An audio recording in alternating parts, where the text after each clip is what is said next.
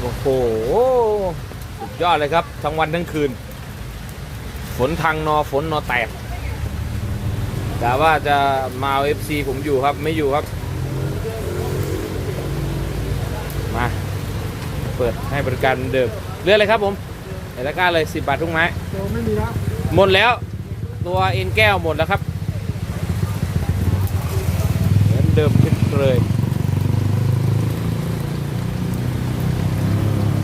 ครับนี่ครับดูบรรยากาศเลย FC ตอนนี้ยังเปิดบริการนะมาได้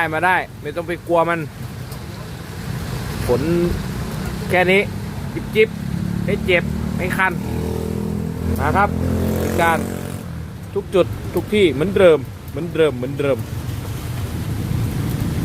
สุดยอดมากโอ้